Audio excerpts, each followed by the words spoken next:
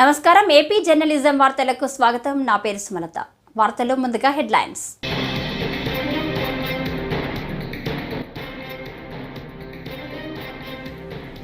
YCP పాలనలో CM చంద్రబాబుని ఎన్ని అవమానాలకు గురి చేశారో హోంమంత్రి వంగలపూడి అనిత.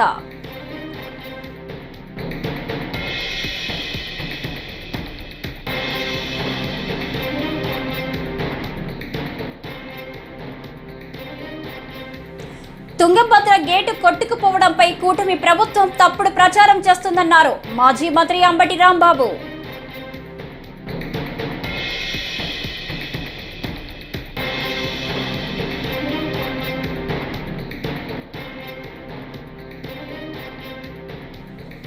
షాప్లు అక్రమాలపై విచారణ చేపడతాం, మంత్రి మండిపల్లి వార్నింగ్.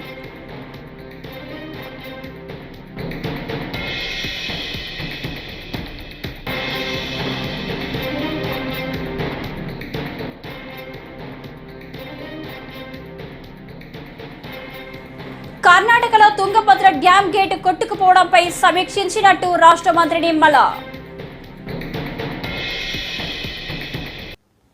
ఇక డీటెయిల్స్ చూస్తే, వైసీపీ పాలనలో సీఎం చంద్రబాబుని ఎన్ని అవమానాలకు గురి చేశారో గుర్తుకు వస్తే మనసుకు బాధ కలుగుతుందని హోంమంత్రి వంగలపూడి అనిత అన్నారు. సోమవారం ఆమె రాజమహేంద్రవరంలో పర్యటించారు. అక్కడ సెంట్రల్ జైల్లో వసతులను పరిశీలించారు. జైలు పరిసరాలను గమనించారు. ఈ సందర్భంగా అప్పటి వైసీపీ ప్రభుత్వం సీఎం చంద్రబాబుపై అక్రమ కేసులు పెట్టి రాజమండ్రి సెంట్రల్ జైలుకు పంపించడాన్ని అనిత గుర్తు చేసుకున్నారు. మాజీ సీఎం జగన్ సర్కార్ చంద్రబాబుపై అక్రమ కేసులు పెట్టి 52 రోజులు అకారణంగా జైల్లో పెట్టి వేధించింది. స్నేహ బ్లాక్లో వసతులను చూసి అనిత చెల్లించిపోయారు. వైసీపీ కక్ష సాధింపు రోజులు గుర్తుకు వచ్చి బాధపడ్డారు. భద్రత కల్పించేటట్టుగా మేము కూడా సమాయత్తం అవుతాం. అట్ ద సేమ్ టైం వాళ్ళందరికీ కూడా సహకరిస్తాం. ఎందుకంటే బయట అవుట్ సోర్సింగ్ పనిచేసే వాళ్ళకే ఆరోగ్య భద్రత ఉంటూ ఇన్ని ల్యాక్స్ అని చెప్పి ఉంటుంది. బట్ విషయం ఏంటంటే ఇంత సర్వీస్ చేస్తూ ఉన్న వీళ్ళకి ఆరోగ్య భద్రత లేకపోవడం నిజంగా ఈ రోజు మా దృష్టికి వచ్చింది. డెఫినెట్ గా మేము దాని మీద సీరియస్ గా తీసుకొని వాళ్ళకి ఆరోగ్య భద్రత కల్పించే దిశలో మేము ముందుకెళ్తామండి. అదేవిధంగా వాళ్ళ ఈఎల్స్ గురించి అన్ని కష్టాల గురించి చెప్పారు. కంపల్సరిగా ఈ గవర్నమెంట్ ఏదైతే ఉందో ఈ గవర్నమెంట్ అన్ని పోలీస్ శాఖ విషయంలో జైలు సిబ్బంది కానీ ఫైర్ సిబ్బంది కానీ వీళ్ళందరికీ కూడా ఫెసిలిటీస్ కల్పించి వాళ్ళతో పనిచేయాలనే దృక్పథంతోనే గవర్నమెంట్ కూడా ఉంది. ఇందులో విషయం ఏంటంటే నిజంగా ఒక నేను లోపలికి వెళ్ళేసరికి వన్ ఆఫ్ ద మూమెంట్ లో కొంచెం ఎమోషనల్ కూడా అయ్యా. ఎక్కడ వెళ్ళి అయ్యానంటే స్వప్న బ్లాక్, స్నేహ బ్లాక్, అది కూడా ఒక్కసారిగా కొంచెం ఇబ్బంది పడే పరిస్థితి వచ్చింది. స్నేహ బ్లాక్ దగ్గరికి వెళ్ళేసరికి లోపలికి వెళ్ళి చూసాము. ఆ ఫెసిలిటీస్ అన్ని అక్కడ ఉన్న అన్ని చూసాం. కాకపోతే 53 రోజులు మా నాయకుడు ఏ నేరము చేయకుండా 53 రోజులు ఆ స్నేహ బ్లాక్ లో ఉండడం అన్నది నిజంగా ఆ సిచ్యువేషన్ చూసేసరికి నిజంగా మేమందరం కూడా చాలా ఎమోషనల్ గా ఫీల్ అవ్వాల్సిన పరిస్థితి వచ్చింది. బట్ అదే అంటారు కదా, రోజులు అన్నీ ఒకలా ఉండు. ఈరోజు అదే బ్లాక్ మేము కూడా విజిటర్స్ కింద వెళ్ళాం. అది బ్యూటీ ఆఫ్ డెమోక్రసీ. వాసు గారిని కూడా తీసుకెళ్లి ఏ బ్లాక్ లో పెట్టారు? స్నేహ బ్లాక్ రూమ్ నెంబర్ 11 లో పెట్టారు. ఆయన చూసుకున్నారనమాట. ఈ బ్లాక్ లో నేను ఉన్నాను, నన్ను పెట్టారు ఈ బ్లాక్ లో కూడా నన్ను. అంటే ఓవరాల్ గా అయిపోయిందంటే బ్యూటీ ఆఫ్ డెమోక్రసీ అదే. సో ఈ రోజు అదే జైలు దగ్గరికి విజిటర్ గా మేము అక్కడికి వెళ్లి చూసి వాళ్ళ పరిస్థితులు చూసుకుని వచ్చే పరిస్థితి వచ్చింది. కానీ ఒకటేంటంటే ఒకటే చెప్తాను, రాజకీయాల తర్వాత ఉన్నైనా మాట్లాడుకోవచ్చు. కానీ ఏ రోజు కూడా తప్పు చేయని వాడు అన్నది వాడు ఎవరు కూడా అందులోకి వెళ్లే పరిస్థితి రాకూడదు. అదే మేము అందరం కూడా కోరుకుంటున్నాం. కానీ అన్ని కూడా ముందుంటాం. ఇంకొక విషయం చెప్పాలండి, లాస్ట్ టైం వైజాగ్ నేను సెంట్రల్ ప్రెసిడెంట్ విజిట్ చేసినప్పుడు ఇంచుమించుగా 11 నెలల వరకు ఫుడ్ బిల్స్ కూడా ఆ రోజుకి ఇవ్వలే. 11 నెలల ముందు నుంచి ఫుడ్ బిల్స్ కూడా ఇవ్వలే. రీసెంట్ గా మా గవర్నమెంట్ వచ్చిన తర్వాత ఈ ఖైదీలకి సంబంధించిన ఫుడ్ బిల్స్ అన్ని కూడా క్లియర్ చేసి ఈరోజు మొత్తం అంతా కూడా స్ట్రీమ్ లైన్ లో పెట్టాల్సిన. Shop sports authority of Andhra Pradesh లో అక్రమాలపై విచారణ చేపడతామని క్రీడల శాఖ మంత్రి మండపల్లి రాంప్రసాద్ రెడ్డి వార్నింగ్ ఇచ్చారు. జగన్ ప్రభుత్వంలో 120 కోట్లకు ఆడదాం ఆంధ్ర కోసమని 40 రోజుల్లోనే ఖర్చు పెట్టి అవినీతి అక్రమాలకు పాల్పడ్డారని ఆరోపించారు. వైసీపీ ప్రభుత్వంలో జరిగిన అవినీతి అక్రమాలపై ఆధారాలను సేకరిస్తున్నామని, దీనిపై విచారణ చేపడతామని హెచ్చరించారు. ముఖ్యమంత్రి వర్యులు నారా చంద్రబాబు నాయుడు గారి సమక్షంలో ఈరోజు క్రీడా శాఖపై రివ్యూ జరుగుతూ ఉంది. ఈరోజు ఈ రివ్యూలో ముఖ్యంగా ఏవైతే కార్యక్రమాలు చేపడితే రాబోయే 5 సంవత్సరాల్లో క్రీడాపరంగా ఈ రాష్ట్రాన్ని ముందుకు తీసుకొని పోయే విధంగా చర్యలు తీసుకునేదానికి ఆ కార్యక్రమం ఏర్పాటు చేశాం. మా దృష్టికి వచ్చిన అంశాలు, అలాగే ఏ చర్యలు తీసుకుంటే ఈ ఆంధ్రప్రదేశ్ను వచ్చే 5 సంవత్సరాల్లో స్పోర్ట్స్ హబ్గా తయారు చేసుకునేదానికి ప్రయత్నంగా మేము చేపడుతున్నాం.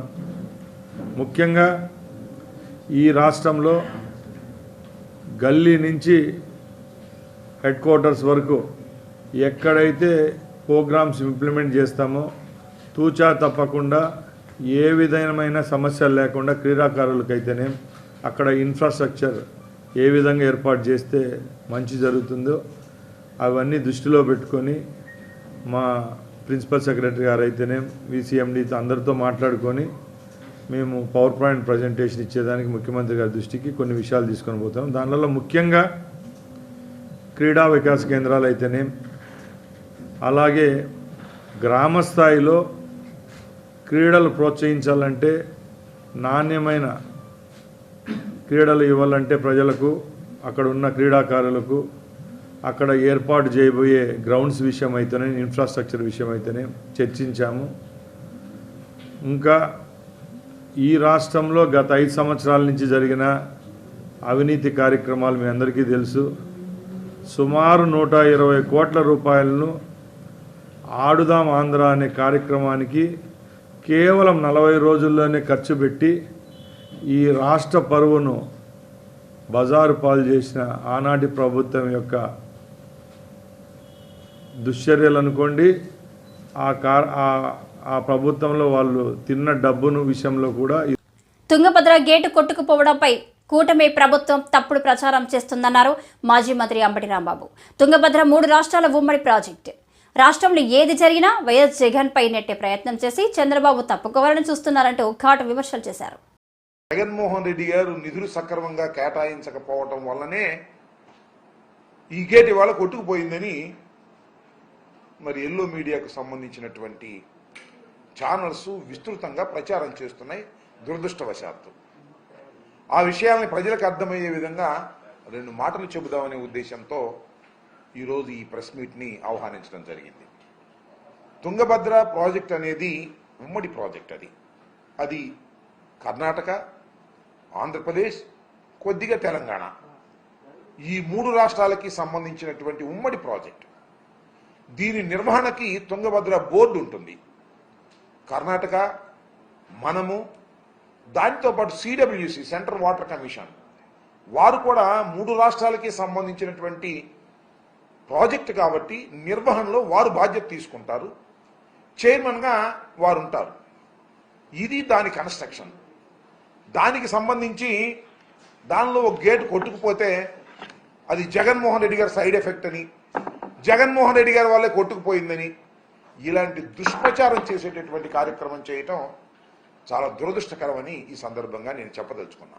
ఏది జరిగినా అది జగన్మోహన్ రెడ్డి గారి అకౌంట్లో వేసేసి తప్పుకోవాలని చంద్రబాబు నాయుడు గారు, తెలుగుదేశం ప్రభుత్వం, ఎల్లో మీడియా ప్రయత్నం చేయటం అనేది దుర్మార్గమైనటువంటి అంశం.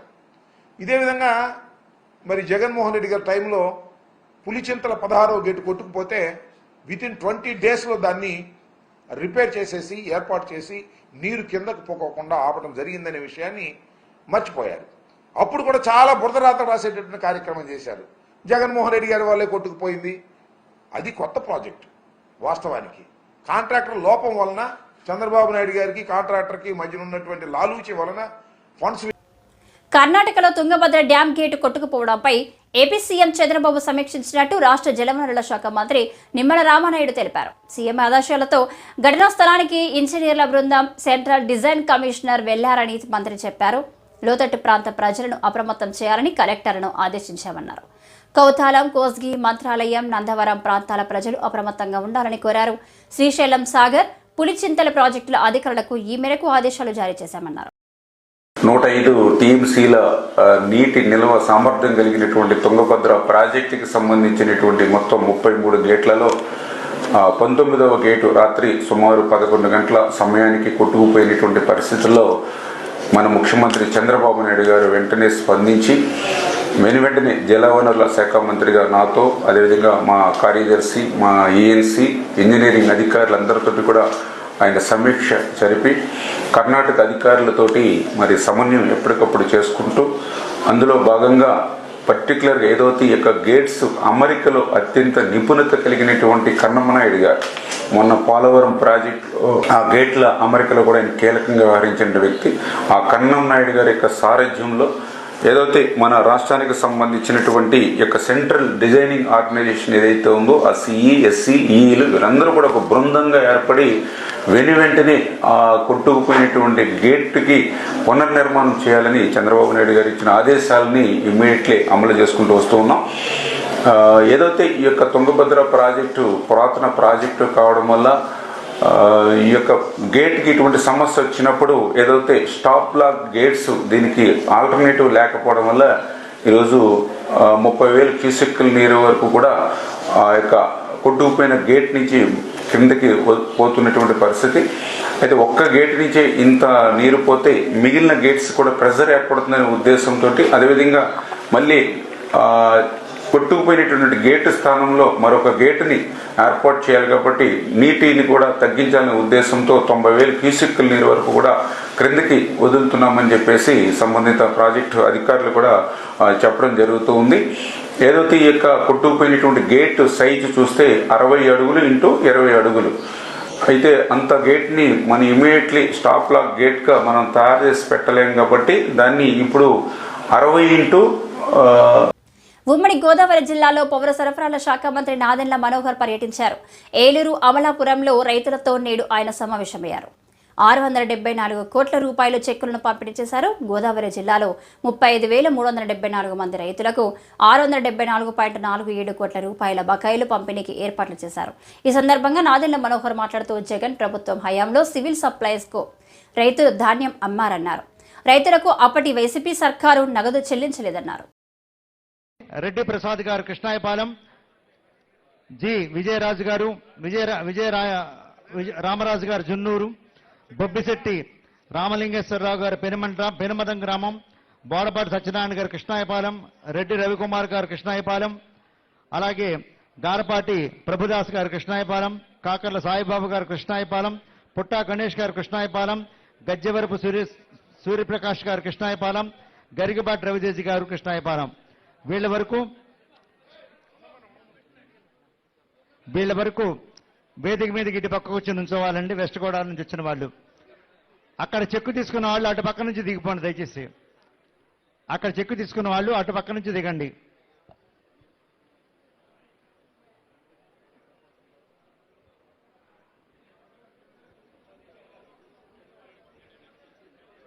అలాగే vote of thanks by Shrimati P Dhatri Reddy garu, joint collector Eluru. ఏమన్నా అందరూ కూడా కిందకు వచ్చేయండి. చెక్కు తీసుకున్న వాళ్ళకి కిందకు వచ్చేయండి రైతులు. అలాగే వెస్ట్ గోదావరి వారు ముందుకు వెళ్ళండి.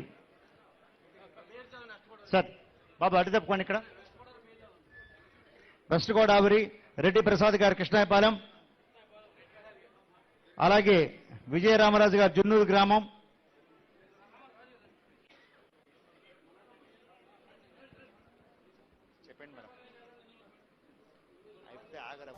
అంబేద్కర్ విగ్రహాన్ని అడ్డు పెట్టుకుని వైకాపా నేతలు నీచ రాజకీయాలు చేస్తున్నారని Janasena party Andhra zone central coordinator Badita Shankar మండిపడ్డారు.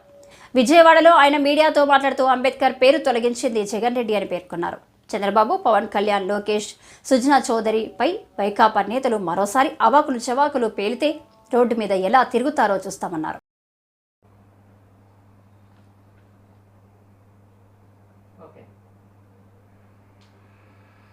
ఈరోజు నిన్న వైకాపా లీడర్సు అంబేద్కర్ గారి విగ్రహాన్ని అడ్డుపెట్టుకొని నీచ రాజకీయాలు చేస్తున్నారు. అంబేద్కర్ గారి పేరును తొలగించింది జగన్ రెడ్డి గారు. అంబేద్కర్ గారి విదేశ విద్య పేరుని తొలగించింది జగన్మోహన్ రెడ్డి గారు. మరి కూతంత దూరంలో ఉన్న పవన్ కళ్యాణ్ గారు ఎందుకు సమాధానం చెప్పాలి? చంద్రబాబు గారు ఎందుకు సమాధానం చెప్పాలి? స్వరాజ్య మైదానాన్ని చంద్రబాబు గారు సుజనా చౌదరి గారికి ఇచ్చారన్న దానికి మీ దగ్గర ఏ విధమైన ఆధారాలు ఉంటే బయట పెట్టాలి తప్ప అవాకులు చెవాకులు పేలకూడదు. మీరు సమాధానం చెప్పవలసిందల్లా కూడా మేము చెప్పిన దానికి సమాధానం చెప్పండి. మీ జగన్ రెడ్డి, మీ తుగ్గలక్ రెడ్డి అందరూ కూడా తెలుగుదేశం కార్యాలయం ఆటో కార్మికుల సంక్షేమం కోసం మంగళగిరిలో MSME ఆటో పార్క్ ఏర్పాటు చేయాలని మోటార్ టెక్నీషియన్ వర్కర్స్ యూనియన్ ప్రతినిధులు మంత్రి నారా లోకేష్ను కలిసి కోరారు. తాడేపల్లి పరిధి ఉండవల్లి నివాసంలో సోమవారం నిర్వహించిన ప్రజా దర్బార్కు విడతలు వెల్లువెత్తాయి. నియోజకవర్గంతో పాటు రాష్ట్ర వ్యాప్తంగా ప్రజలు తమ సమస్యలపై ఏకరవు పెట్టారు. అందరి సమస్యలు విన్న లోకేష్ పరిష్కరిస్తారని భరోసా ఇచ్చారు.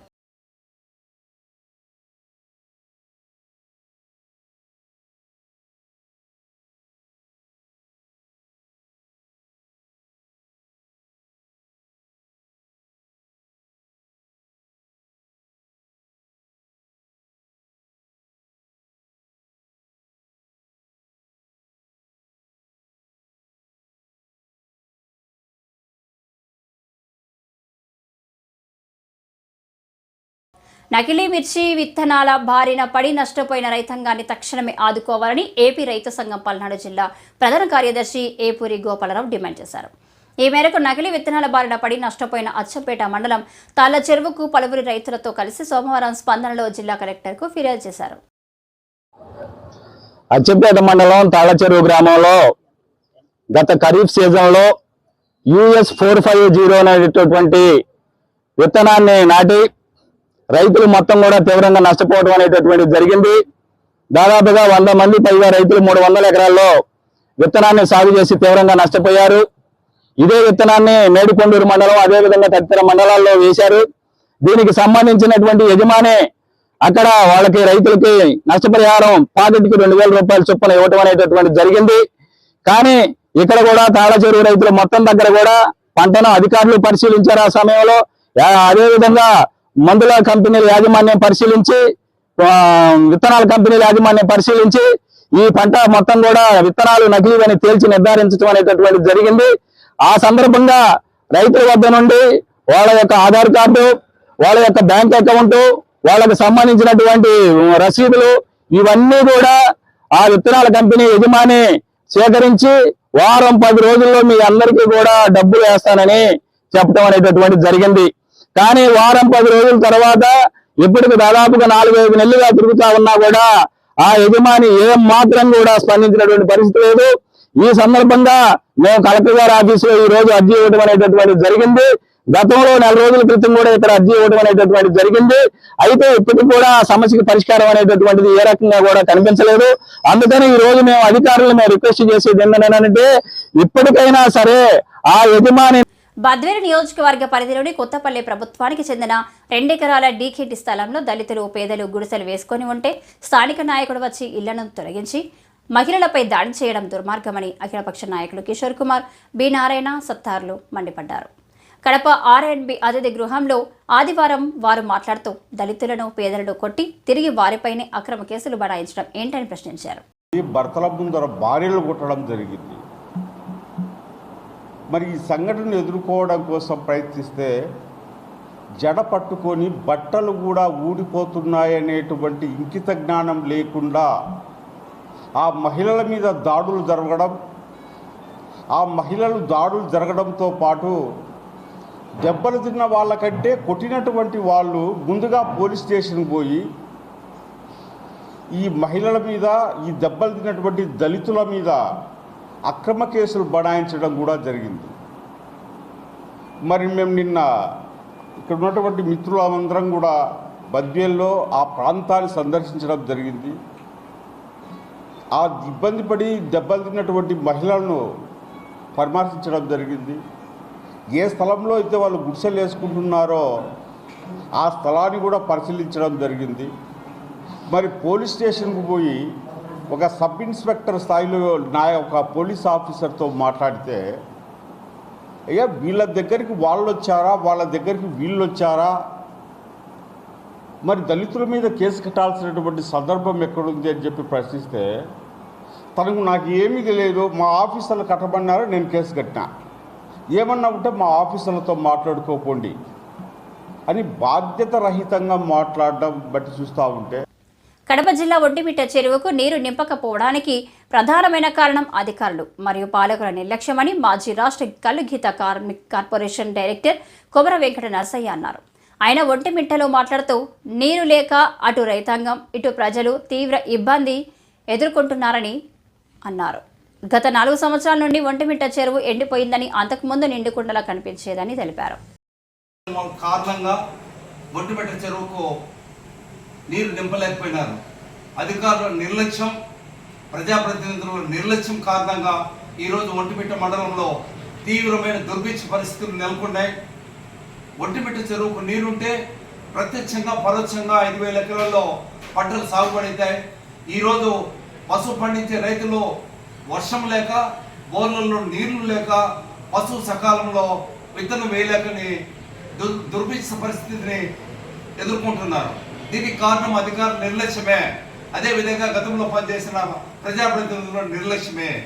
కనీసం 20 లక్షల రూపాయల మెయింటెనెన్స్ నిధులను కూడా గతంలో ఉన్న అధికార యంత్రాంగం కానీ లేదా ప్రజాప్రతినిధులు కానీ మంజూరు చేయించలేని దౌర్భాగ్య పరిస్థితి ఒంటిమిట్ట పండుగల పాలిట, రైతుల పాలిట దౌర్భాగ్యంగా మారింది.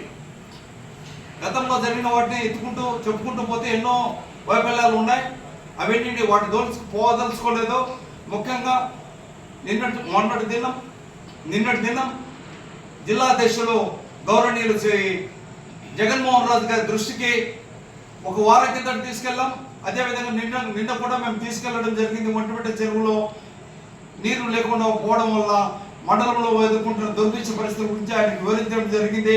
ఆయన వెంటనే స్పందించి జిల్లా కలెక్టర్ గారికి ఫోన్ చేసి ఆంధ్రప్రదేశ్లోని ఓర్వకల్లు, దగదర్తి, నాగార్జున సాగర్, కుప్పంలో ఎయిర్పోర్టులను త్వరలో నిర్మిస్తామని కేంద్ర మంత్రి కింజారపు రామ్మోహన్ నాయుడు ప్రకటించారు.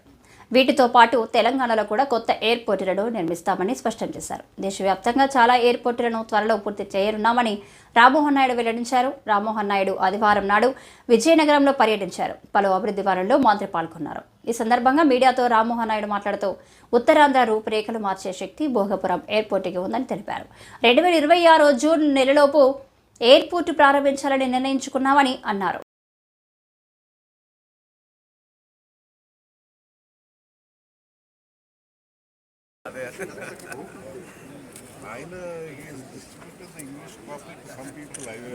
కాదు, మోదీ గారు కూడా ఇచ్చినట్టున్నారు కదా, అక్కడ కూడా అయిపోయింది. ప్రైమ్ మినిస్టర్ కూడా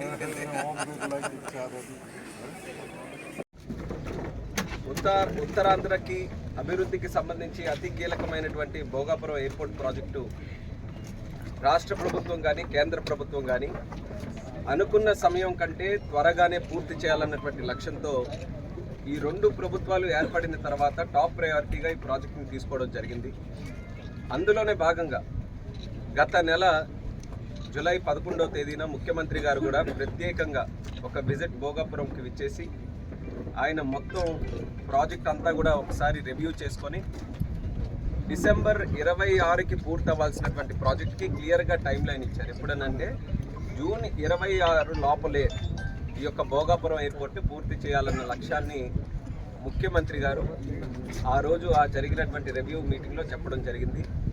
ఇది పూర్తి చేయాల్సినటువంటి బాధ్యత కూడా కేంద్ర సివిల్ ఏవియేషన్ మినిస్టర్గా నేను ఉన్నాను కాబట్టి నాకు కూడా అప్పచెప్పడం మీడియా మిత్రులకు కానీ పబ్లిక్ కానీ అందరికీ కూడా తెలిసినటువంటిది. ఆ రోజే మీడియాకు మాట్లాడినప్పుడు చెప్పాం, ప్రాజెక్టు పూర్తి చేయాలనంటే మా అందరికీ కూడా ఇన్స్పిరేషన్ చంద్రబాబు నాయుడు గారే.